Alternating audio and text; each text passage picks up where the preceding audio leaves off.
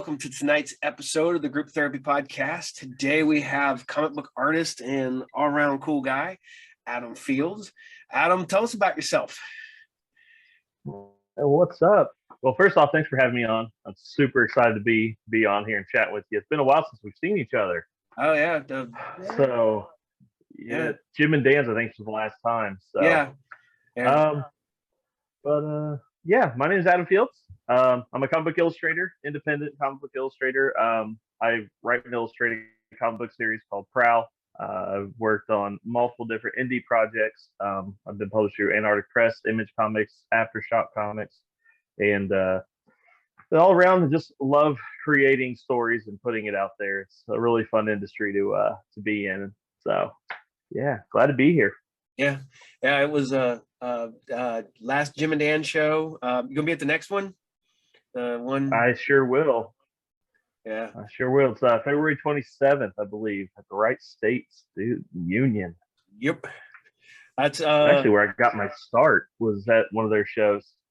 You know, it's funny because I've talked to some other artists, and these a couple guys that they just want to, this is my stuff. You need to look at it, need to buy it. They don't want to do conventions. They don't want to be out there. I was like, man, you got to get out there. You got to be getting your, paying your dues, and, you got to be out there busting your butt doing the conventions. You got to be going to shops. You got to be doing free comic book day. I was like, because then you build a audience, then them people will be like, hey, you got to check this guy out, but you get the ones who like, well, my art, you should pay for it. I'm like, I admit you're good, but if people don't know who you are, no one's going to pay for it. So exactly. And I started doing the con circuit just because of that exact reason. I wanted to get in front of people because I was a nobody. Like, I was in a corporate job when I first got started. So like, I went from marketing at a manufacturer to creating my own story and content and wanting to work with other people. So the best way I knew it was to do that bluegrass marketing and set up and get in front of people. Yeah, because it almost doesn't matter how good your artwork is if no one knows who you are. And the best way to do that is you got to start at the bottom and work your way up. I tell people this. I remember doing Dayton shows in the early 90s. And you know who was setting up next to me at shows? Dave Mack, Kyle Hotz. They were set at the booth next to me. No one knew who these guys were. I remember doing Columbus shows, and Jeff Smith was set up there, before Bone. And no one knew who he was. And now look at these guys, and you got to start somewhere. You do. Yeah. You do. And it's an honor to actually have gotten to set up with a few of them. Kyle and I is actually set up at a Bell Book and Comic. He had a Moon Knight cover come out. And so Pete actually had me at the store with him. So it was kind of cool to be able to set up with one of my favorite artists.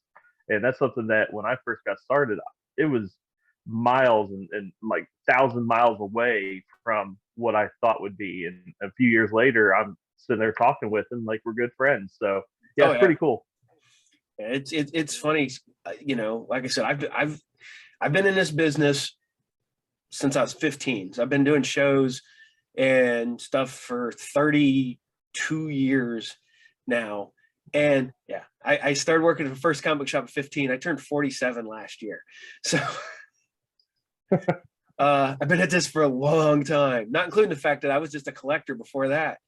But it's neat seeing, the guys that I saw early on, no one knew who these guys were.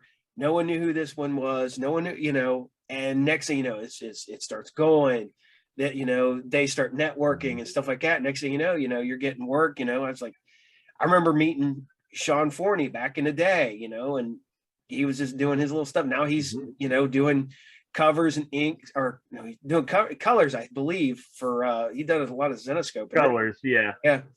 And Zenescope, he's done Dynamite. Yeah, he's done it all. Oh yeah, seeing Dave and Andy and them guys, forever. And now look at them guys. And seeing you started out, now you got your books out, you're working and doing stuff for, like you said, Antarctic, you're doing stuff for Aftershock. I mean, that's really cool. And it's really nice seeing, you're not local guys doing good, and it's always fun. That's actually one of the biggest things that, like, one of my biggest messages that I try to push towards people is, like you said, I'm to you, I'm local, to Yeah. the viewers, they're like, well, we're in Ohio, Yeah. and it's I'm from a very, very small town. All right. We have like maybe 5 stoplights, and like that's it. And there's cornfields as far as the eye can see. So having a big dream like this, especially when I went from a corporate setting to this, like, everyone thought I was crazy, because the company I was with is huge. It's one of the largest ones in the world, for its style, I guess. And I just wasn't satisfied. So I kind of took a risk, especially with having a family, to pursue this. But I went to college for graphic design, marketing, advertising, all that. And that's what I kind of thought I was going to do. But I was working on Prowl at the time just for fun. And Jim and Dan actually had invited me out to his show. So I actually split the table with someone else local, and it went over really well. Like, we made one big sale, and I was on top of the moon. Like, it was crazy. The next year, we ended up doing 25 shows. So I went from 1 to 25, and that's literally how I dove all in. It was not cheap to get started, because I had to pay for every single table. We had to pay for the gas. We had to pay for rental if we needed to. We needed to pay for a hotel if I needed to. I tried to stay as semi-local as possible, but those bigger shows, I wanted to try to branch out really quick. And my ultimate goal, is really funny, was the biggest con at the time that I thought of was Gym City Comic Con, because I saw it on the commercials, and I'm like, I need to get to Gym City. And that was one of my goals. Well, 2 years after I started, my wife and I were actually walking around. No, it was actually the same year. We were walking around Gym City on day one, and we saw an empty table, and Dan happened to be there, and he goes, "Hey, you want me to talk to Jesse and see if you can set up tomorrow," which was Sunday. I'm like, I don't know if I'm ready. Like, I don't have a lot of stuff. He goes, "Nah, you're good." My wife forced me into it. She goes, "You're doing it." So we came home that night and packed up my stuff, and I loaded in that morning, and that was I arrived. And ever since then, I've done C2E2, I've done Indiana Comic Con, I did a Wizard World, and the Huntington Comic Con in West Virginia. I mean, we're starting to branch out to these bigger multi-day shows. Cincinnati Expo is one of the bigger ones we do. So I want to tell anyone who wants to get started, it's a grind in the beginning, and it doesn't stop. It gets a little easier, but you still have to be able to invest that much energy and time and effort into your career. And I don't care if you're from a small town that has one stop sign, or if you're from a major city, you can make it happen. Yeah. Because if you've got the talent and you've got the drive, you can do something, but Absolutely. you got to have that drive. You can have all the talent in the world. If you don't have any drive, then, Yeah. Well, Stuart Sager and I were just talking the other day about it. He said, you've got to set goals for yourself. As comic book illustrators, once you sort of get your big breaks, it's easy to get complacent. Like, all right, I've made it. But there are younger, hungrier people out there that will happily pass you up. So It's not that you want to cut anyone's throat. It's just you want to maintain your spot on the boat before someone comes in and bumps you from it. Yeah. What was it? My son said he wants to get a sign that's so he put up in his room that says, "Fight like you're the third monkey on the on the way to the Ark, and whether it's starting to rain." That's right. Fight like the third monkey on the Ark, and it's starting to rain. Oh, yep. Yes. That's great. And it's funny because, you talk about that. I've been at this and in the comic book business, collecting and everything since I was little kid. I don't remember not collecting comics. And some of the biggest comic book stars that I loved as a kid, this generation doesn't really know, because people have bumped them down the list. And it's not that their art ever really changed, or they got I think, you know, some of them just got older and sort of kind of retired. But, you know, Mm-hmm. I'm a huge fan of Walt Simonson. I grew up on his run on Thor. You know, there's kids that do not know who Walt Simonson is. You know, they don't know that Mm-hmm. his name appears at the end of, you know, the Thor movies, as that's the reason you got that Thor movie. That Thor, yes, Yeah. yes, they just they don't understand that they're the ones that paved the way for us. You Yeah. know, I always give credit where credit's due to all the veterans before us that literally created this industry that we can actually say that we're a part of. And whether they're doing it part time or if they're all in, I you know, there was someone before you that really made it easy for us, I'd like to say. Yeah. And those guys had to start somewhere too, you know. And Mhm. Yeah. um And you know, I always hear that term breaking in, which back then you really did have to break into comics. You know, you really had to. I always think of, you know, McFarlane and the guys that the OG Image mhm. crew that sort of kind of created the rivalry between themselves and Marvel and DC. You know, they kind of set the bar higher and started taking, you know, some of the top talent, and they were really what made it a break-in industry. Now it's a little easier to break in with, you know, digital print and, you know, social media, and you know, you can really publish your books either through Amazon or on your own. Really, you can create your own imprint versus trying to pitch it to one of the bigger ones. Now I know, like, I'm looking at publish or pitching my story through Image just because I know I don't have the F or the reach Mhm. to, you know, hit all four corners of the world like Image does. So I know I've got a story. I want to focus on it and the artwork versus that and the publishing side, because publishing is a full-time gig and they've already done the hard work. So I'm pitching to them and a few others just to see who I can, you know, sort of get on my side. Yeah. Because right now, it's funny because I'm a big supporter currently of a lot of the indie books. And I guess I Mm-hmm. want to say indie, but you know, smaller publishers like Black Mass, Scout Comics, Aftershock, Mm-hmm. Vault. These guys are putting out good stuff. And it's funny because I'm sitting there telling people, I'm like, you need to check this stuff out. And they're like, oh my God, you know, I've never heard of this book. I'm like, you need to jump on it. It's going to be, and that's why a lot of these books suddenly are getting stupid hot, because, you know, the print run Mm-hmm. might only be 500, and, you know, they sold out immediately, and they go to second print or whatever. And then somebody goes, some publisher or somebody else is like, we want that book. We're going to publish it. Or, you know, production company or something wants the rights to it. You Mm-hmm. know, I know it came out through Image, but Stray Dogs, that came out It of did. nowhere, and it was before the first issue came out. I think Paramount got the rights to it, if I remember right. It might be something like I that. believe so. I Yeah, believe so. I heard that.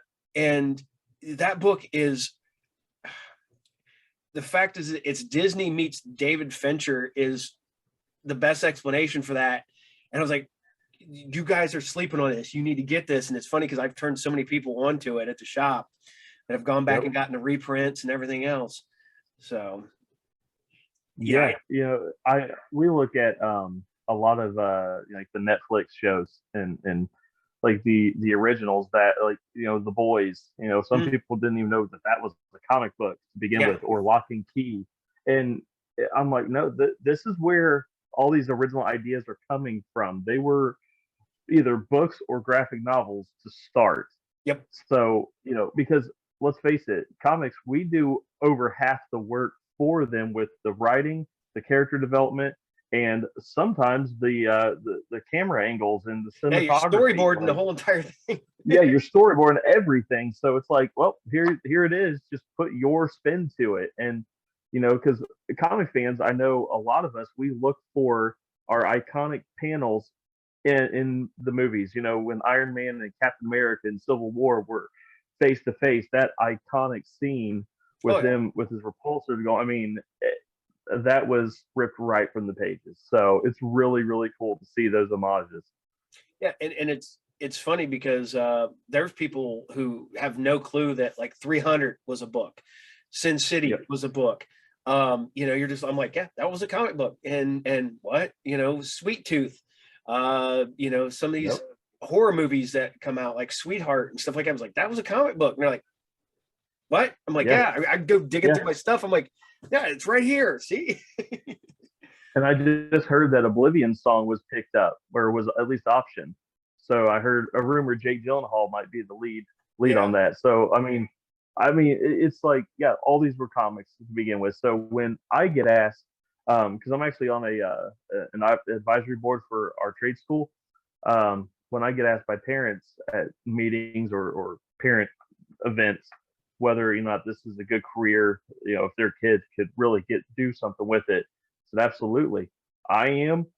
Thousands and millions of other people are, and if you look at Hollywood, that whole credit list, all those guys in the art department all had a dream too, and they're Mhm. doing it. So yeah, so I started flipping the script on him, and I started asking him, "So you don't believe in your kid?" Like I start making him feel guilty. Yeah. So What was it? oh well, Every kid has unlimited potential until they're told they don't. So, absolutely. and it's funny because Yeah. I'm my kids, the whole world's ahead of them, and I always tell them, I was like, you can do whatever, you know. I will Mhm. I will be behind you the entire time, and Yep. so un, I flat out told my kids move out of our area, move out of the county, move out of the state if you need to pursue your dream and make something happen. I said, we will travel. I don't care. We will come visit. Um, I don't I just don't get complacent. But if there's something that you want that holds you back, that's fine. But there's a whole wide world out there. So yeah, it's unfortunately my son Joe will probably just follow right in my footsteps because he'll just pick up when I take him. He that's fine. yeah, he's my he's me. uh, so I got to get this one out of the way. If you can Okay. work on any book or any character, who are you working on? Spawn. Spawn? It used to be Venom, but I'm telling you, Spawn. I now that he's got his universe out there, I've not read them, but I've seen some of the artwork, and I know a few of the artists that are on the titles. That is a world that I would absolutely love to be a part of and put my touches on the Violator and Spawn, and all like that whole cast is just so gross. I love grit and dark, and that's my approach. So yeah, Spawn 100%. That's funny. I know this is bad. I'm getting all those Spawn books except for Spawn. I get King Spawn, I Really? get Gunslinger Spawn, I get Scorched, and I just I loved Spawn when it first started, and I Yeah. liked it to about I think about issue 100, and then I just Hmm. kind of it kind of fell off for me. But there's story arcs I like, but like Oh yeah, yeah. you know. But now with what they're doing with like Gunslinger Spawn and Scorched, I'm like hell yeah.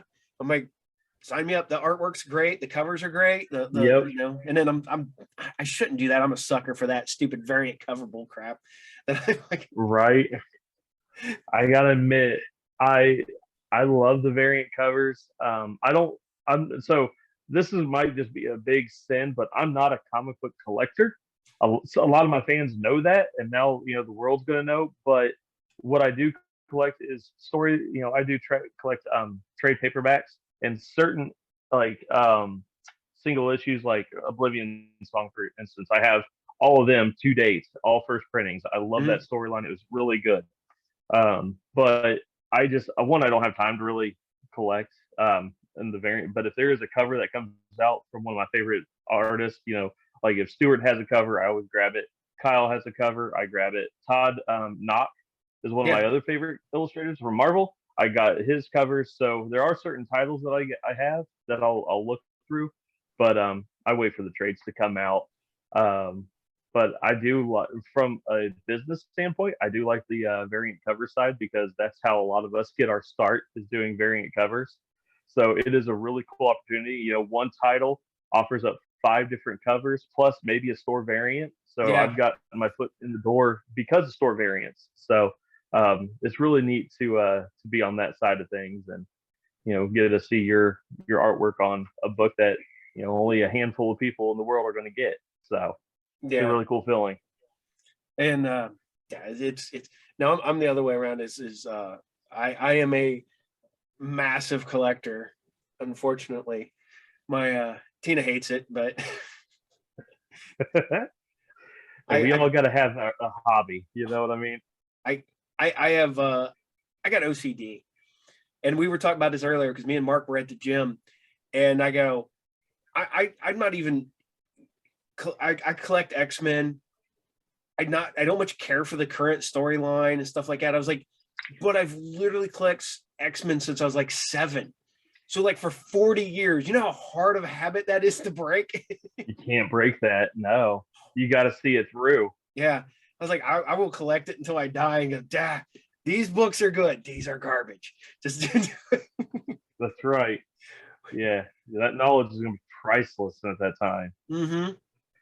Remember when X-Men was the must-have book? I mean, every kid read X-Men, and now it's like, I have guys that have collected X-Men for years, and now they're just like, nah, I'm dropping it. I'm like, I get it. I'd drop it too, but yeah, I can't. you can't. No. Can't. It's in your DNA now. Oh yeah, definitely. You got the X gene. You know what I mean? It's. Oh my god, that Swamp Thing. I will collect Swamp Thing till the day I die. Now, Swamp Thing is one I do like. I remember the '90s TV show. And I actually had the old action figures and stuff. That was one I really loved as a kid. That's when I started really liking the dark grunge stuff. And I was like not even 10. So I was I remember finding when Wes Craven made the original Swamp Thing movie, and I was like, that's cool. And then I found the comics, and I was like, and that's when I discovered Bernie Wrightson and I was like, Bernie. God. And I fell in love with that dark, horror artwork that he did, and that was downhill. Then I was also collecting like Tomb of Dracula and Werewolf by Night and stuff like that, and I still collect. Yeah. Oh yeah, yeah. That has always been my go-to style was dark and gritty, and I always get asked, what's the hardest thing for me to draw, and it's like anime and cute. I can't do that. I have to like I'm just looking at this recent cover I did. It's dark and gritty, and I love it. That's the more ink I can throw on it and the more texture, the better. Well, I always told people back in the day when I could still draw before years of factory work has killed my hands, but I used to be pretty good. And I was like, I could draw really dark, stuff. And then I was like, they're like, what can't you draw? Puppies. I can't draw puppies. I can't draw kittens. Puppies and cherubs. Yeah, I can't draw cute stuff. I can draw like barbarians and war machines and all that stuff like that. But man, try to get me to draw something cute and fluffy. Can't do it. Can't do it. No.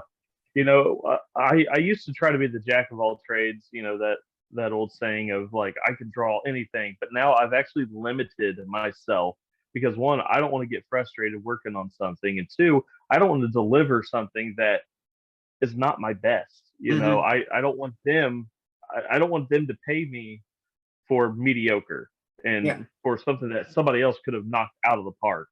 So, if it's dark, gritty, even if it's not even a horror themed comic or whatever, but if they can just let me be me in the book, awesome. Or on the cover or whatever. But if they want, something friendly and fluffy, and think Scotty Young, I can't. I tried him, or George Corona or Jorge Corona, however you want to pronounce it. I can't do that type of artwork. I've tried. I've practiced. I've even tried drawing Pokemon. I can draw Pokemon and stuff, but I find myself like wanting to render it out and like add shadow, like just to go all in. That's just how my brain works. So if someone wants to commission a Pokemon, I can, but I'd You, rather do my style. you ever had somebody commission you at work, like bring you a sketch cover and go, "Hey, can you draw, this?" And be like, "Yeah, I can't do that." Can I get? I have I have turned down more jobs than I think any businessman really would like to admit. But I think one of the most important things about anyone really getting started in this is know your limits. I mean, I I get asked all the time, how do I price? From people just getting started, how do you price your stuff? What do you get paid per hour? I'm like, I don't get paid per hour. I get paid per piece. If I can knock a piece out in an hour, and I charge $100 for that commission because maybe they asked for Venom, I can draw him in my sleep. Mhm. That's awesome. But if they want me to draw Iron Man, where it's a little more technical and I haven't drawn a lot, I'm going to get paid less, but I'm not going to charge them more for my headache and my frustration. That just means I got to practice more to cut that time down.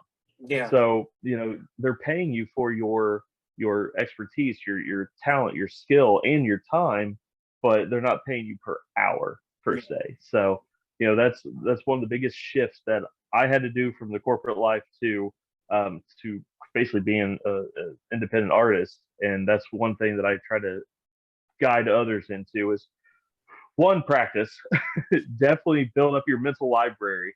Invest in books. Like I have this pose book and I have flagged for different poses I like. That is a thick one, but it has all sorts of oh pre-rendered yeah. and I will sketch these out all the time. Well, Um, just for practice. it was funny because I've known a lot of people who getting in their business in comic books and stuff like that, and almost every one of them for like Christmas, I buy them Grey's Anatomy. I get them the Yeah, anatomy book. I'm like, there you go. That's probably one of the best that's things. it. Yep. I Um, have like I think I have like 4 or 5 actual anatomy books that break down the muscle and how they connect. And like I look like I'm trying to become a doctor, and I'm not. I just know how the muscles work because if I'm drawing it, I need to know it. And that kind of goes back to the style where I will render out every muscle fiber that you have, and I can't simplify it like Gravity Falls or something. I don't know how to do that. So it's just not my wheelhouse, and I'm not really wanting it to be. no, So there's people who. Oh, I was talking to. I can't remember if it was Ken or Buzz, the ones the guys that used to do Living Corpse, hmm and he goes like, man, he goes, I can't draw. People want me to draw like um, Scarlett Johansson, Black Widow. I can't draw Scarlett Johansson, Black Widow. He goes, I can make a right. cartoony version of her, like my style. He Yep. goes, I can't do that. And so he's like sitting there going, this is what I can do. And you see the guy just kind of like, oh, and they're like, dude, that's pretty cool for, Yeah. yeah, Yeah. That's another thing is portraits. Portrait. Like I can sketch if needed. It just takes me a very long time because again, the attention to detail is huge. And I've actually recently started turning those away mm-hmm, because a lot of people want to draw maybe a deceased relative. I mm-hmm, understand that. I really would love to be able to contribute. One, if my schedule allows it, I'll take it on. But two, if all you have is a grainy photo from the 60s, I can't really work with that. It's kind of tough, and I've actually kind of pissed off a few people in my time because I wasn't able to make it look like their memory of their relative. And I'm like, I'm sorry, but these are the photos you gave me. I don't know what they look like. Like they yeah, wanted them smiling, but the pictures look like they're angry. Or it was a candid photo where they didn't even know the camera was there. So I'm like, I don't know what their dimples look like. I don't know this stuff. So I very rarely will take on a portrait style piece. And if they want me to draw them in a comic, I might do that. But I haven't had a lot of requests like that. So again, that goes back to know your limits and know what you're good at and communicate that to your customer. I mean, they'll be okay if you explain to them why something because they don't know everyone that you've worked with. So I explain, hey, just like I'm explaining to you, this is why, this is what I've experienced, and honestly, it just wasn't worth it for me in my time to invest in that. So yeah, and they're always seem to be pretty cool about it as long as you're honest. Oh yeah, it's funny because you were talking about that. I almost every time we've had free comic book day and we've had artists in the shop, you always have the Hmm. one guy come in and go, "Hey, can you draw my family as the X-Men?" And I just like, Always. it's like, you just want to look at them and go, but I'm not gonna lie, almost pretty much everybody we've ever had has stepped up and tried to draw them Hmm. as, but you're just still like you can just Yep. see the look of like, yeah, I'll do Uh, it. you see the disappointment, but we fight through that smile like absolutely.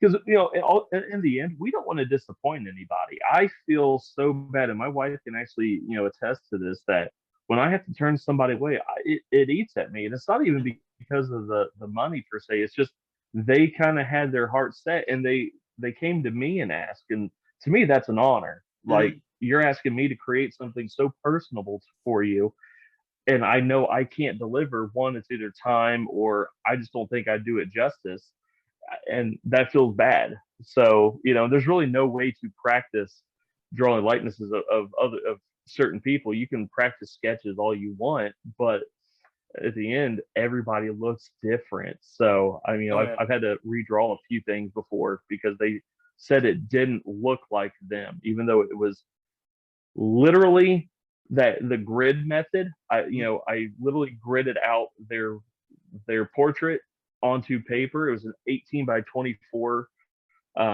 poster size, and I gridded out perfectly. And I showed it to about 5 different people. I'm like, that is spot on. But the person was not happy because their little angel had too big of a forehead, and I'm like, sorry, but she does. 'Cause Like, I don't. I'm not a cart. Like, it's not a caricature.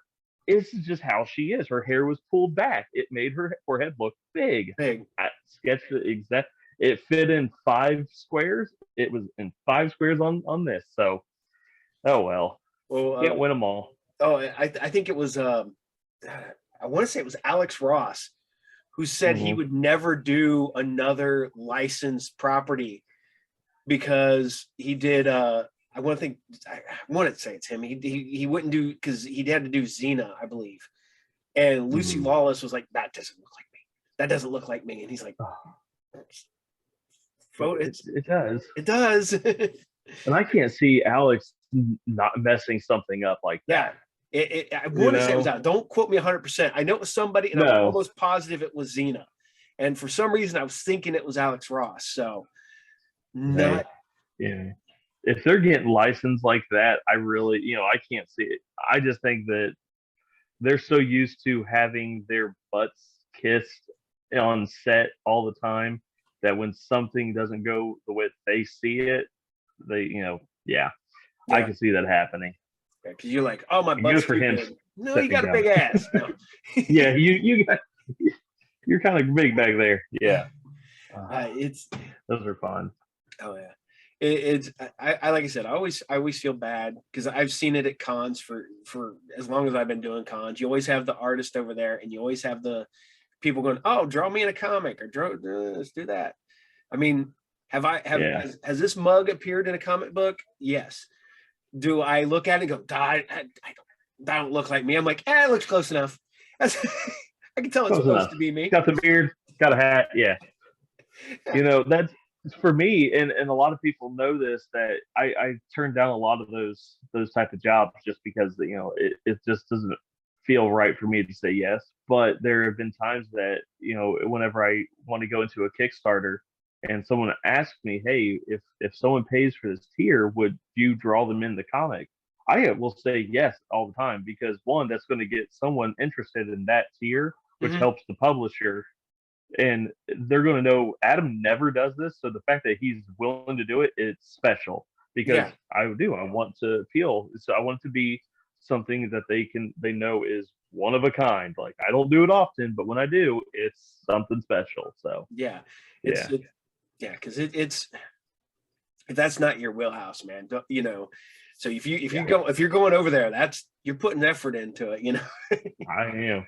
and I try to go all out on pages, man. Like the way that I lay out the panels, from the character placement to, just the action, and just to make everything look dynamic. If I know there's not a lot of words on the page, you're going to get a full page of art. And if you're getting small panels here and there, basically I just know I try to fit as much as I can in that little tiny area to make it cool to look at, but you need to read the words too. So yeah.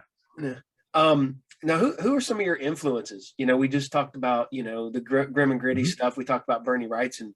So, I mean, Yeah, there were so many. So when I first got started, I would shut my office door and I would scour YouTube to try to find somebody um, that was giving out comic advice, and that's how I stumbled upon Todd Knock.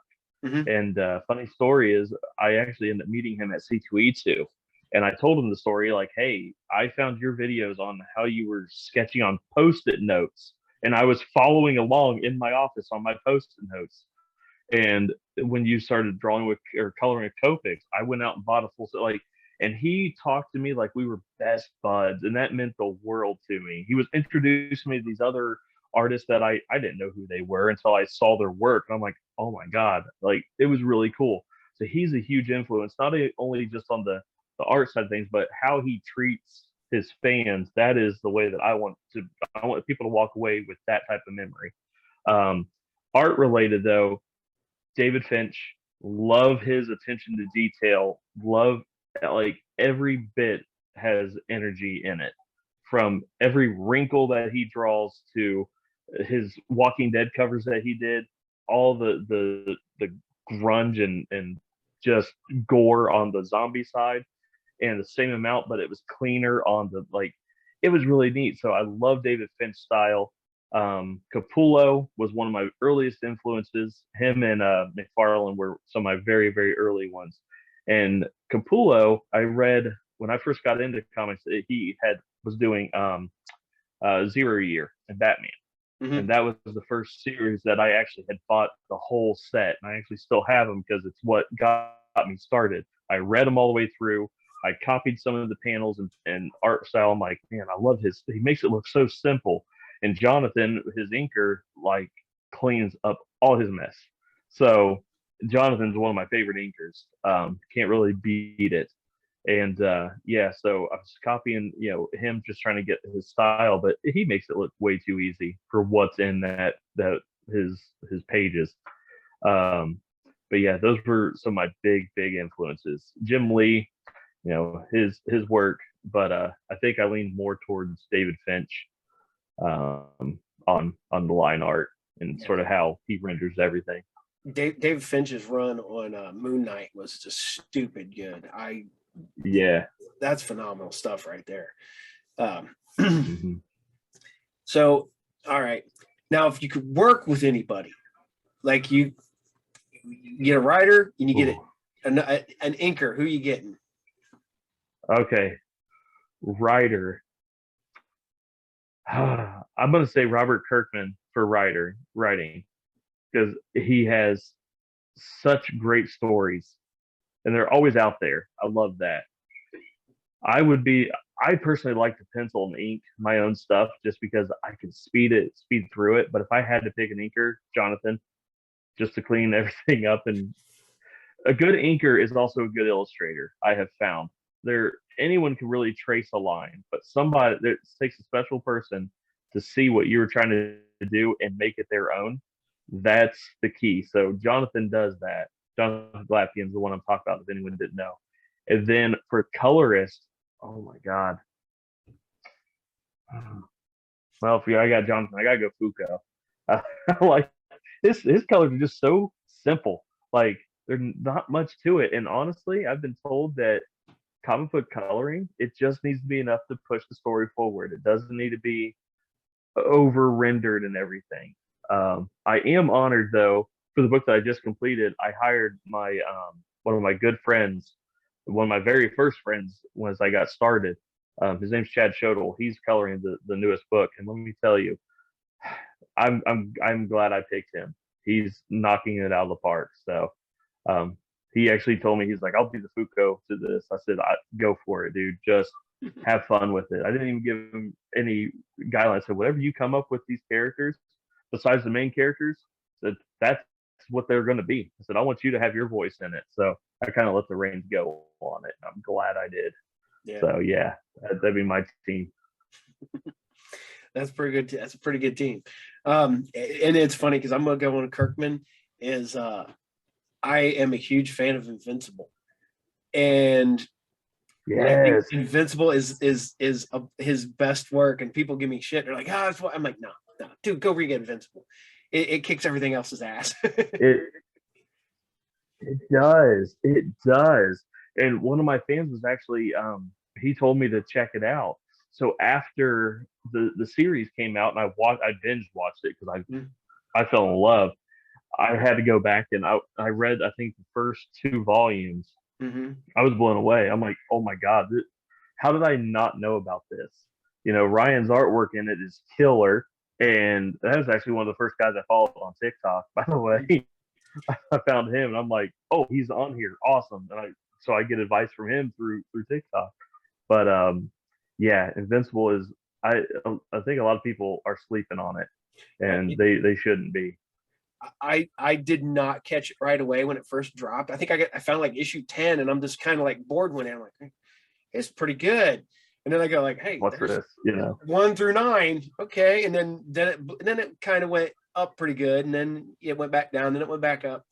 But all of a sudden, it's like, oh my god! And Yeah. one of the best scenes, and I love this scene in the book, is him on the back of the shuttle flying through space trying to eat a sandwich, and it's frozen, and just the fact Yeah. that you would have, I mean, it would be Yeah. frozen and you're traveling through space. I was like, that's so Just stupid. his attention to Yeah, detail. It is. it's Oh, I love it.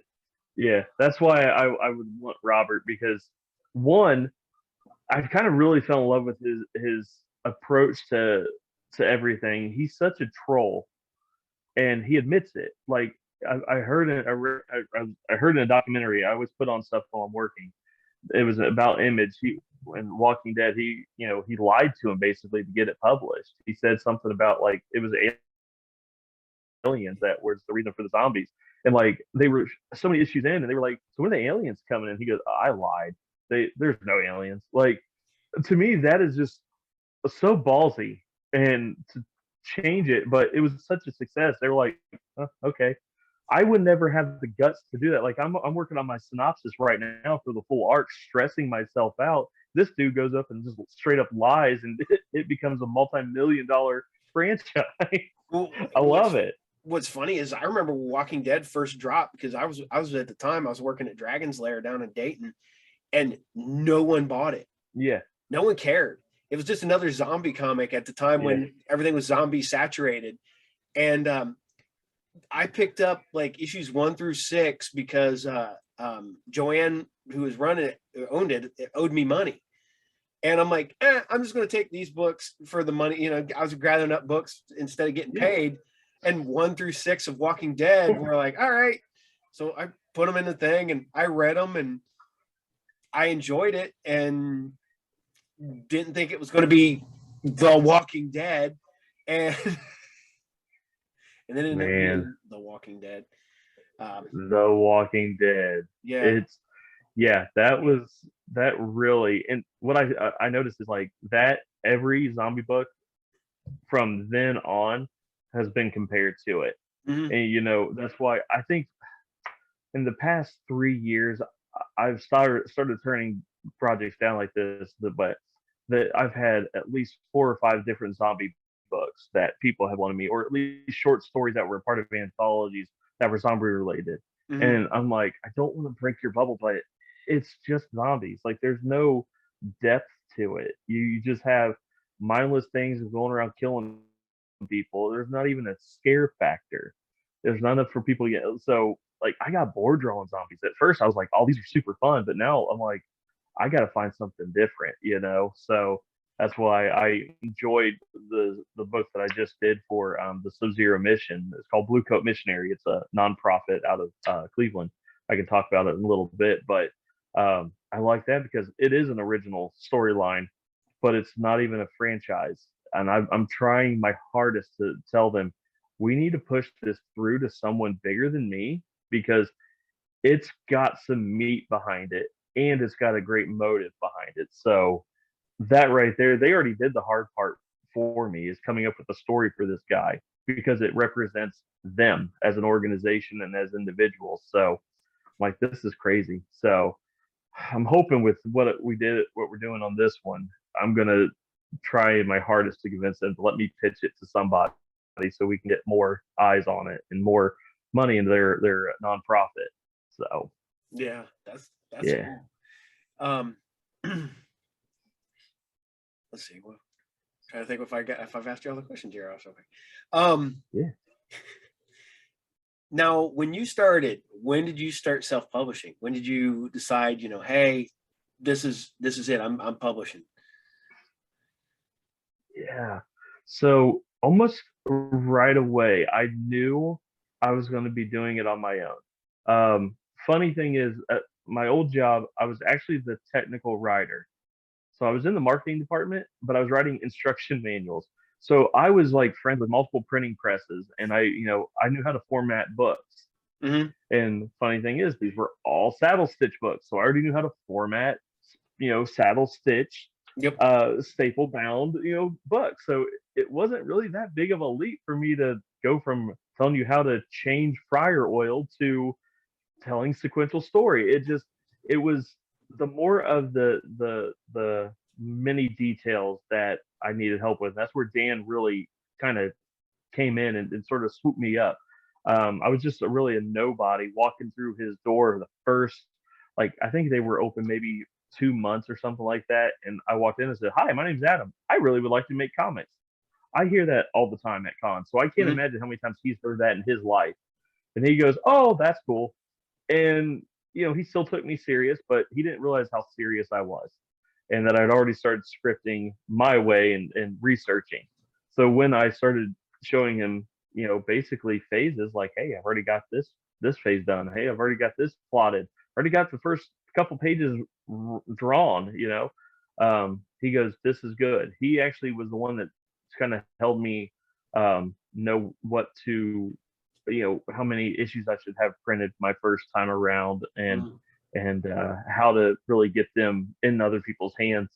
And then I actually did my first launch at their shop. So Prowl was released January 25th, 5 years ago. So it's insane to think, but now he's the one that sort of started going, "You need to talk to a publisher." So he's the one kind of behind to pushing me into my uncomfortable zone of pitching my story to somebody else who's going to distribute it. So he goes, "You need to focus on the artwork and story. Let somebody else handle the printing." Because I think he thinks it's big enough to do something. But right away, I already knew I was going to be doing it myself, just because I was a nobody. I didn't have any credit under my belt. I've never done anything with anybody else. So you got to start from from start. And I rather make the mistakes myself before I bring anybody else on, so that when they are coming up with issues, I might have a solution for it, and I can be sympathetic with them. Like, I understand. Don't stress. I don't put harsh deadlines on people. I just sort of try to be as relaxed as I can throughout the process, because we all have lives, things happen. It'll get done when it gets done. So yeah, but I know that'll have to change when I get it to a publisher. But I've learned, have everything all, have as much as done as possible before talking to somebody. So yeah, there's gonna be a lot of work done before I even send that letter. Yeah. Well, I talked to another guy. He goes, before I even did any work, sent out any, feelers or anything else, he goes, I had the artwork done for like the first 3 books of a 4-issue Mm-hmm. miniseries before I even had anything done. He goes, because if worst comes to worst, I can self-publish. So it's not like this is going to Yep. go to waste. So it's Exactly. yeah.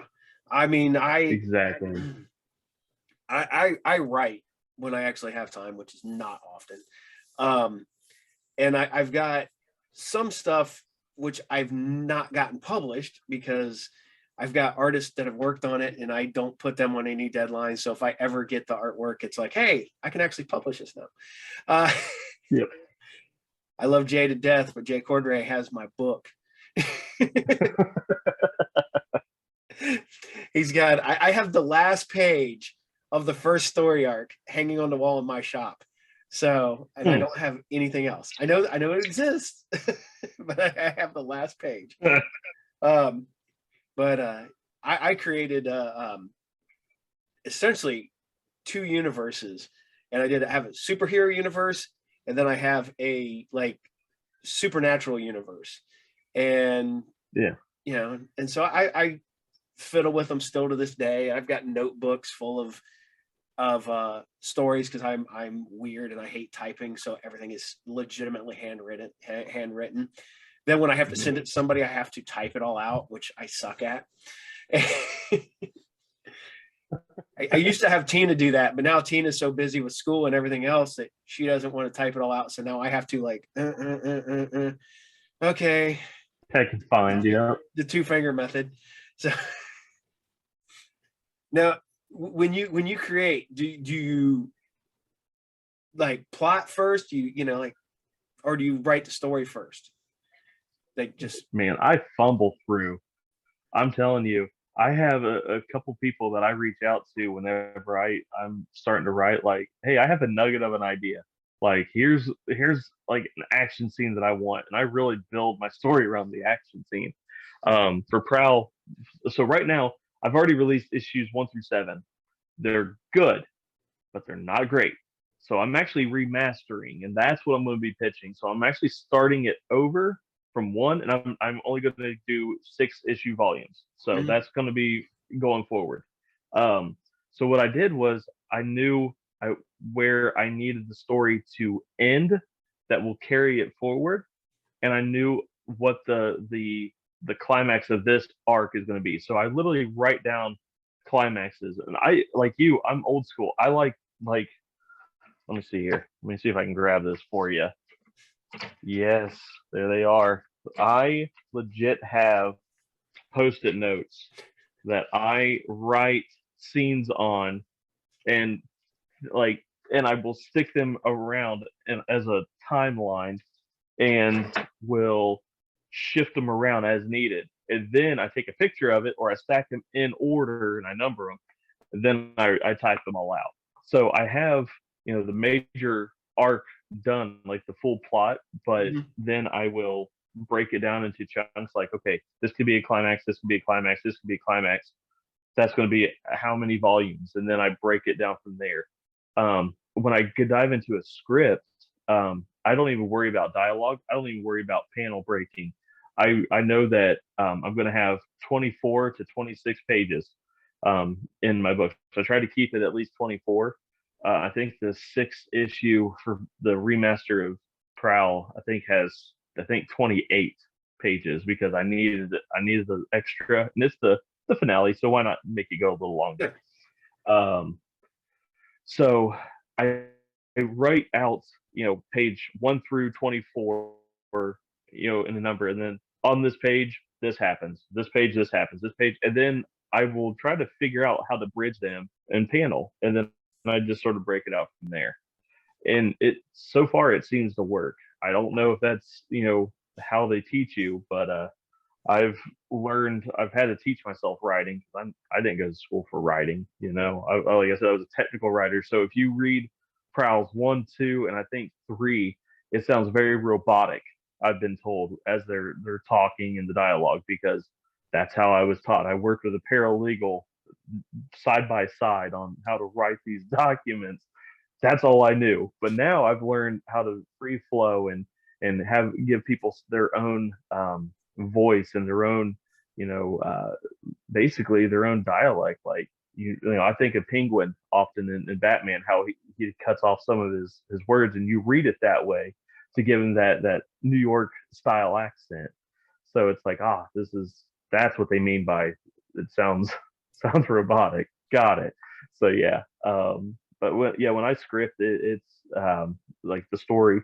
I literally just keep it high level. This character dies. That's it. How do I get there? Then what does that affect going forward? Yeah. See, when I write, I write it essentially in prose. So I just write as the entire story as I Mm-hmm. need it. Then I go back and would script it as a comic book. And I'm anal, so I put I when I'm writing it out, I put at the top of each page. That's how the panel is that I want to, it's like that's the panel. That's how I want it drawn. Mm-hmm. Then you'll go to the next one. It's like this is the panel. This is how I want it drawn, but this is everything in there. And and yes, I'm not gonna lie. I've done my image book, so I had like the one that's just all action, not a whole lot of dialogue, and then that's my superhero Yep. book. Then I've done my supernatural stuff, which is a lot of dialogue and a Mm-hmm. lot of going back and forth between the characters and everything else like that. And that's probably more my Vertigo book than my Image book. I don't. That's the best explanation I could explain Right. those books. Yeah. Yeah. So it's No. everybody has their own method. Um, They I know. do. I'm trying to remember who it was. He would basically draw the book as he would think about it, then go back and put the dialogue in later. And he's like, I know this is what I Was want. that Kirby? Huh? Kirby did that back in the day I think too. Jack Kirby. Yeah. Yeah. Yeah. It's Yeah. I worked with Victor Dandridge from Vantage In House. I'm actually starting the second book to his Point of Authority, Family Ties, tomorrow. I've already got 2 pages inked, but I'm starting like going forward every day. That's my next big project, and that's what he does. He doesn't even dialogue anything. He literally just sends me, panel 1. This is what it's not even a description. It's just the look on his face is very sad and it's just very very descriptive. But I get to figure out, okay, how's that going to read best on page.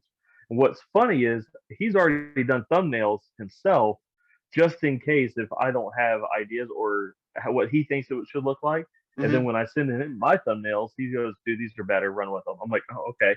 So he's already got it, but it's like a secret. I'm not allowed seeing him. He wants to see what we come up with. He's really really fun like that. But then he takes what we do as artists, and then he writes the dialogue to match each emotion and scene. Because he's really good about having descriptive. It's like semi prose, I guess, is what I would call it. They're just descriptions of what's happening in the scene, almost the Marvel style, yeah. but with no dialogue.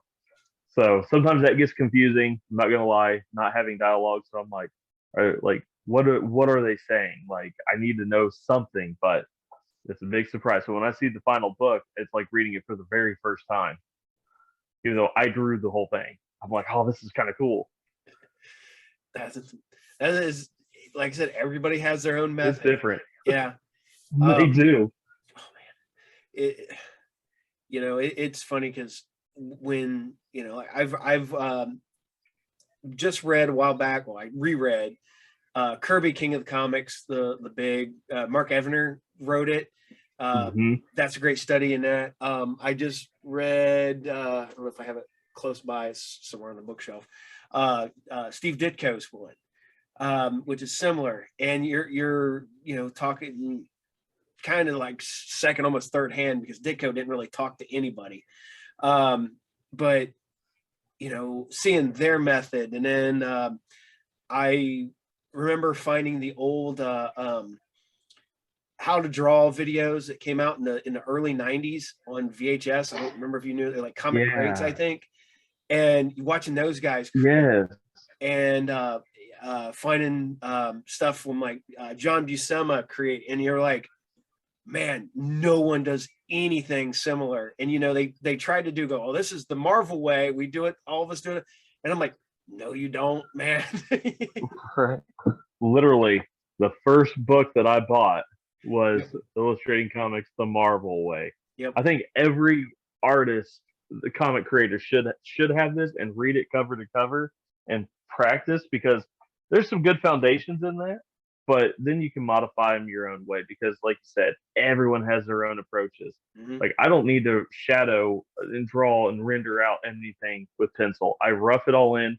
I look and go, I can figure this out, and then I jump right to inks because that's going to speed up the process and get the book out quicker. Mhm. But it's just that's I'm now comfortable with that. Where earlier I did have to render everything. It was like drawing it 3 times, and that was tough. But now I just jump right into the inks. So you had to blue Whereas I line know a it. lot of people take that time. Oh yeah. It, and it's funny because you showed that. I found my How to Draw Comics the Marvel Way DVD and my VHS tape. So Nice. I'm sure if it was on Man, Laserdisc, I'd own it too on Laserdisc because I'm weird. right? It's such a good book though. It's a good reference to have. But man, now you can find like I follow David Finch online Mhm. and on his YouTube channel, and he does amazing tutorials. So if anyone's like, I just don't have time to practice, literally turn on one of his videos, watch it once, then attempt it because they're not that long, and that gets your your little practice in for the day. You don't have to practice, you know, multiple things. Just focus on one thing at a time because the way that you learn to render, a tree or whatever will come in handy, down the road for maybe a character that you're drawing or, wrinkles in shirts can come in handy for anything else. It's training your brain. It's not necessarily that focus. It's just building that library and getting your brain geared to look for how shadows work and how highlights and everything sort of works together. Yeah, it's funny because you talk about that doing it whenever. I was like, I've got a couple buddies when they come around, and they're artists, and they'll just be sitting at the counter while we're talking, and they'll be sitting there just sketching on a junk piece of paper, and then I'll leave, and it'll be this like Mm-hmm. this piece of artwork. I'm like, oh, cool. So I'll stick that in the file over here. Yep. Yep. I don't know how many napkins I've drawn on at uh yeah, at restaurants and stuff. I just have no clue. But I leave it with a tip and a business card because you just never know. And what's really funny about that, kind of like what you did, it kind of means a lot if you ever bring it out to them. You're like, hey, you remember doing this? Um, I'm sure that they'll blow their mind. It's like, oh man, I can't remember. You kept that. We went to a restaurant in Cincinnati called Americano. Mhm, It's right around the corner from their convention center. mhm. And one year I did a sketch of a Thanos on a napkin waiting for my food. And a waiter, he walked up and goes, oh, that's amazing. I'm like, yeah, cool, have it. I don't care. Take it. So he took it. The next year, that's kind of our thing. We go to Americano after the first day. And he walked up and goes, hey, were you at the convention last year? I said, yeah. He goes, man, I still have your sketch you did. And he brought it out. I went, are you kidding me? Like he remembered it. So yeah, those little sketches, they mean a lot to us little artists. Oh man, my son Joe when he was little, I called him a con man because he could con anybody out of anything. And so he has just like he's still got them. He's got sketches that these artists would do because he'd just be coming up there and he'd just be watching them do that. And he's like, "Well, what character you like?" And Joe would be like, "I don't know, Goku." Or something like that, or and these kids would just sketch out a quick one and hand it to him, and the kids still got them. I mean, my boys live in their own house now, and it's stuff that and I'm like sitting there going through some of the stuff. I'm like, wow, I didn't know you met him. I was like, he's Right? These kids. Joe was sneaky. We'd go to Pittsburgh, and I'd be standing in line like to meet somebody or buying some stuff, and he'd like wander next to the booth next to me or whatever, and he'd come back with something. And I'm like, dude, you're not stealing. I thought, I hate to say it, I thought my kid had stolen. And I go back and they're like, nah, this kid just knew what he was talking about. And this is going on. I'm like, you sure you want him to have this? Yeah. Oh, okay. All right. And so Joe has Yeah. prints Yeah. and everything else that he's gotten from artists and sketches. And it means the world to him because it was just something that they gave to him for enjoying sitting there watching him when he was like 8 years old. Mm-hmm. So I love it. Yeah, our kids have come back from cons because if they're at a show with us, we just let them walk around, especially like Gym City or something Mhm. where literally we know every booth, so I'm not Yeah. worried at all. Um, I have eyes on them at all times. My oldest, he has his phone and everything. They'll come back with stuff. I'm like, how much money did you bring? He goes, nothing. They just gave it to us. I'm like, good Lord, how do you do that? But then again, I don't know how many times I've given some stuff away to little ones just because. So I I've seen it and I've been on the giving end of it. So it's just what we do. We try to encourage as much as we can. Yep. It is years ago I was at a newsstand and I watched this little kid go to steal a comic book. This is probably, I don't know, freaking like 1990 or something like that. And Yeah. I sit there and I looked at this little kid. I'm like, I turn around because I can see him like putting it up his shirt. And I'm like, are you going to steal that? And the kid's like, no. And I'm like, are you going to read it? He's like, yeah. And I went, come here. And we walked up to the counter, and it was at the time, comic book was like $1.25. So I gave the woman, I was like, I told him, I was like, don't ever let me see you stealing. I was like, I'm gonna buy this for you. And years later, the kid came in my shop because you're the reason I like comics. I'm like, sweet. So and now That's cool. now That's he's an cool. adult, and I haven't seen him in probably a couple decades, but it was still nice being able to take a kid who was going to steal a book and getting him, and he's like ends up liking comics because I bought him his first book or whatever. So, or at least Yeah. paid for the first book that he didn't Yeah. steal. I It don't just know. takes a little bit of kindness. Yeah. It, Yeah. It's a little bit of kindness, man. And we all need it. yep. I've told people this before. I was like, and have I had people shoplift from the store? Yeah, I get it. It's going to happen, whatever. But I've caught kids, and I've like, if you would have asked me, I'd have gave you this book, because they're trying to shoplift like the cheap books because they're easy to get to. And I'm like, and they're like, okay. And they're Yeah. like, like a couple months down the road, they're like, can I have this? And I'm like, yeah, take it. Now run with it and go. I'll see, was that so hard? Right. No. But Yeah. it's Yeah. nice being able to see it Yeah. and help little kids and get them to love comics and yeah.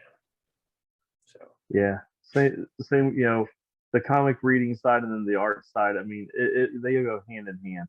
So whenever someone walks up to our table with a portfolio or their cell phone, they just want someone to look at it. I mhm. will happily spend 5-10 minutes looking at it, critiquing, and just listen to their story because whenever they leave, I always tell them one day I want to see you sitting in the artist alley, if not next to me. And it's happened a few times where I've told someone I want to see you here in the next few years, and literally they were in the artist alley, and it was just cool to see that little connection, that little circle happen. And because that's what happened with me. I was walking around Cincinnati, and that's actually how I met Chad. He was an artist there, and now I end up working with him. Um, it's really cool, and it takes no time just to be a kind person and uplift somebody Mhm. that is there. Who cares if they don't want to buy from you right away? That that's fine. You're planting a seed so that someone else can have their dreams come true. Yep. That goes way further, I think. Oh yeah. It's good because I mean you just got to get that good karma, got it coming back. Mm-hmm. And it's Mm-hmm. because you never know who you're going to help out. You're going to get that No. one guy that next thing you're like, hey, and then they're like, I can take you with me. And Yep. Oh, Stuart Sager is one that I always talk about because he was actually at my very first free comic book day. Mhm. Um, Backing up a little before I even started doing comics, before I had just had the urge to want to pursue an art career. Mhm. So I was still at my job, and we had went to Gym City Comic Con. And I was just wanting to walk around the artist alley and talk to different artists. I'd never been to a Comic Con before, and we happened to go to Gym City. and it was still at the student union, I believe. So Yeah. we were walking in, we were talking to a few people. We were there maybe 20 minutes, and I stumbled across Stewart's stuff, and I really liked his style. It was very messy, but yet very dynamic. And his hair was all messed up, his fingers were all dirty, so he just got done drawing, and he was talking to me, and I was getting some really good info from him. And he had mentioned that he had done the Bionicle comic Hmm. books. I loved Bionicle. I actually had his comics growing up, and I didn't know it was him. So I was really interested in hearing from him. Well, my son ended up getting sick, so we ended up having to leave. We were there maybe 20 minutes. I didn't get anything. I didn't even catch his name. I just remember what he looked like and what his art looked like. Hmm. Didn't know who this guy. Fast forward the next year, I started doing my own stuff, and Pete offered me time. Hey, you want to come set up a free comic day? I'll give you 4 feet because Stewart's going to be there. He's going to take the bulk of it. I'm like, sure. So I set up next to him, and I look at him. I'm like, this is the same guy that was talking to me. He gave me so much advice, and he flat out told me, he goes, you have a family? I said, yeah. He goes, it's going to be tough. He goes, I'm not going to lie. He goes, you have a wife and kids, it's going to be tough. Make sure that this is what you want to do, because sometimes the paycheck's there, sometimes it's not. So that, I knew the risk going into it. And now he texts me, we talk, we set up a free comic day every year together. And he's invited me out to judge his wife's art center in Noblesville. They've hosted a bunch of different events. I've been out there as guest artist.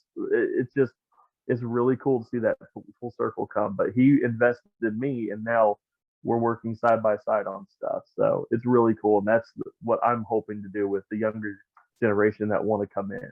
Yeah. It's funny because you talk about that. I knew, I can't remember who told me. It's been a long time ago. Getting your foot in the door. Getting, Mm-hmm. you take what get. And I think he was working for Moonstone at the time, making $25 a page. And Yeah. he goes, "That's where I started, working for Moonstone, making $25 a page." He goes, I still had to go work my regular job every day as I come home and knock out a page in the evening, a couple pages. He goes, and then that rolled into another job, and then it rolled into another job until you're finally, it's an actual job and not just your a Mm-hmm. hobby. And some people, like I said, some people think that it's just like, oh, I'm gonna get a $200 a page rate right off the bat or whatever. And I'm like, that's not how that works, man. It's not. No, no. You have to take some of the crap jobs. There are more jobs that I didn't get paid for. Now, I've recently stopped working with them. They're on my blacklist, but I didn't get paid for these jobs. And I only got maybe 5 books for comps. And I'm like, kidding. Like, that's not enough to cover a No. page. So yeah, you have to really know, and that's why I'm really hoping that if anyone ever wants to do this as a job, seek out someone who has made those mistakes, like myself or anybody else that's willing to talk to you, and let us be your guide stones so that you're not getting screwed over like we did. I've now got policies in place. I have expectations, and you know and my customers and writers and editors and all that know I'm going to deliver.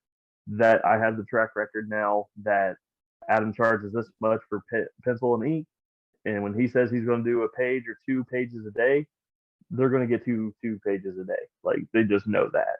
And if I know I'm going to hit a hiccup, communication. I'm always messaging, texting. However, like, actually, when I get off here, I got a call with an editor. I just had a text come through, so I've got a call right after this. But I'm going to get all my stuff done just because that's part of the job. Yep. You got to be on the ball. You got to be talking to them. You got to make sure that they know Mm-hmm. what's going on with you, and go, hey, Yep. kids are sick or whatever, I'm be a day behind or whatever. You let them know that you're going to be that day behind. And Yeah. Yeah. it, it's No, it's there's it's amazing. Communication goes so far. Nothing's worse than radio silent. Like, are you working on it? Am I good? Do I need to find somebody else? Like, that's stressful. I don't want to be someone's stress. I want to be someone's break. Like when we go to a restaurant or something, or like when we go get our hair cut, the girl that cuts our hair is like, man, I like when you guys come in because it's just, I know your kids are not going to be crazy. They're going to sit still. They're going to be respectful. I'm like, that's the way I want to be. I want to be someone's breath of fresh air, and hopefully other people follow suit. Yeah. And before I forget, I just realized something. I was going through my books a while back. I think I've got to get caught up on Prowl. I do not have all 7 issues. Yeah. And No, they're right above me. yeah. So I've got to get, well, that's like I did not realize till I started trying to get my crap in order recently, which is only about a third of my crap, because there's 2/3 that are in a room, floor to ceiling, long boxes that I'm not going to get to anytime soon. And that's 30 years of collecting. And then the other 10 years I've actually been able to kind of touch. And I'm not as bad as Mark. Mark rolls with me at every show, the big guy. Yep. Mark's 300 plus long boxes worth of books. And me, I'm not nearly as bad, but I'm getting there. I will never be that bad, hopefully. Hopefully. But I'm finally getting my crap in order. And what I have here at my house is bagged, boarded, in order, per box, at least right now. And then what I do is then I get other boxes and I'm slowly getting that rotated in. So all that will be in order. And then that's the bad part of collecting. That's awesome, though. It is. But hey, it's awesome. Yeah. I mean, you get to look back, you have history in those boxes. If someone needs a reference or if someone needs like just a recap, I mean, you have it. I love it. It's funny because my son Joe loves Iron Man, but he does not like, I mean, he's not reading current stuff and whatnot like that. I mean, his beginning of it was, Demon in the Bottle, because he was reading my stuff when he was a kid. Mm-hmm. And, he's not. And so every once in a while, I'm like, if I get like a stack of books in, like I buy a collection or something, I will just like, hey, these are now yours. There's like, part of that era. And literally his favorite cover. And I've gotten him like a couple copies. I got like the newsstand and on like the direct market one that says has Tony Stark in the alley all kind of humped over it. It goes, by morning, yep, Tony Stark will either be sober or dead. And that's his favorite Iron Man cover ever. And wow, it's it's great being able to get him into that stuff and being able to go back, and he can kind of go back to my personal collection, because I told him, I was like, anything happens to me, that's all yours. All those boxes of books are yours. And my wife's like, we're going to have to sell some of that off, right? We got a house to pay off, so but sell the other books. Yes. I told him there's one book they cannot sell. There's one, and that's my Giant Size X-Men 1. And that was my personal holy grail. I got it. It's a 9.0. I was like, you can sell everything else off. That you cannot sell. But so, not that one. Not that one. I was like, that's going to be a family heirloom. My grandkids will have that one day. So I love that. Yeah. And I was like, see all this crap back here, like the arcade cabinets, all that fun stuff. Yeah. Now my wife's like, that's all. Great man cave. Yeah. This did not start out completely as the man cave. Part of this was supposed to be my wife's. And then when the kids moved out, I just took over the entire, this is my basement. And then she took the top level. And then hopefully I'm going to find out soon, I might be buying a warehouse, and then I'm going to set that up. And then this will actually just be for me, and all my collectible stuff will be somewhere else. So Oh, nice. And I'll be able to have like all my stuff in order and everything else. So my OCD will finally give up on me, and maybe, I don't know. So,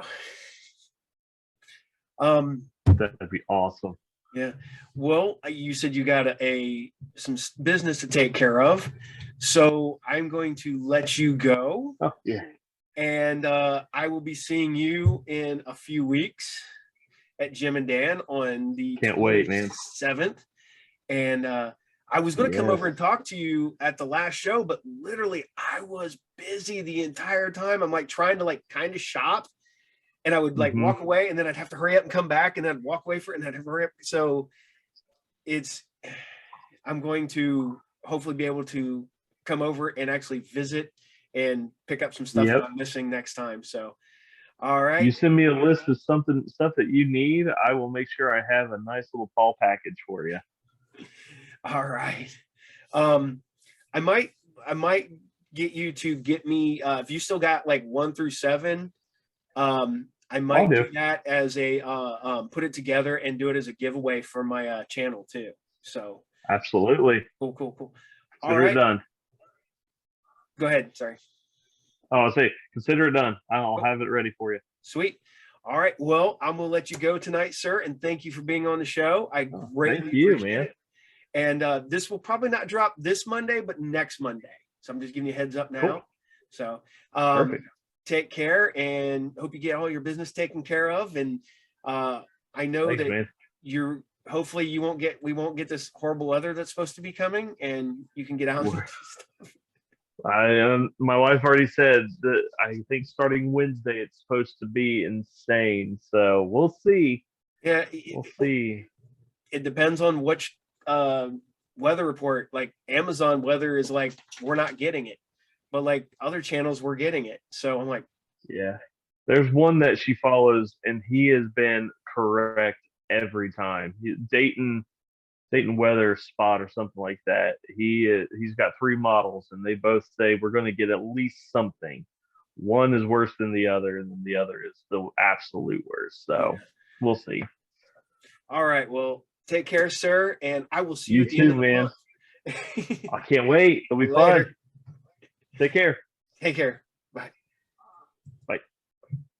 All right. We'd like to thank Adam for taking time off to come visit us today. And Adam is great. I will put some information to his, Facebook and all that fun stuff. And as always, Group Therapy is brought to you by RU Game, the best comic book collectible shop in all of Piqua, Ohio, located at 124 North Sunset Drive, Piqua, Ohio, 45356. And if you're watching this, you can come visit us at Jim and Dan Comic-Con at the Wright State Student Union on February 27th, 2022, which is weird to say. Okay. And we will see you next time for more Group Therapy. Take care.